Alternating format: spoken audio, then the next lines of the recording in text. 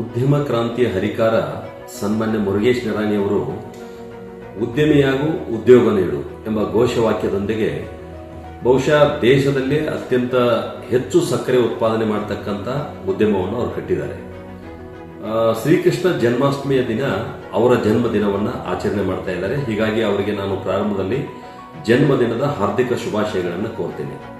ಒಬ್ಬ ರೈತನ ಮಗನಾಗಿ ಹೊಸ ಹೊಸ ಯೋಚನೆಗಳೊಂದಿಗೆ ಈ ನಾಡಿನ ಸೇವೆಯನ್ನು ಅವರು ಸಲ್ಲಿಸತಕ್ಕಂಥ ಸಂದರ್ಭದಲ್ಲಿ ಯಾವ ರೀತಿ ಹರಿದ್ವಾರ ಮತ್ತು ವಾರಣಾಸಿಯಲ್ಲಿ ಗಂಗಾರತಿ ನಡೀತದೆ, ಅದೇ ರೀತಿ ನಮ್ಮ ಕೃಷ್ಣೆಯ ನದಿ ತಟದಲ್ಲಿ ಕೃಷ್ಣಾರತಿ ಅಂತಕ್ಕಂಥ ಒಂದು ಹೊಸ ಕಾನ್ಸೆಪ್ಟ್ನೊಂದಿಗೆ ಇವರು ಕಾರ್ಯಕ್ರಮವನ್ನು ಮಾಡ್ತಾ ಇದ್ದಾರೆ. ರೈತ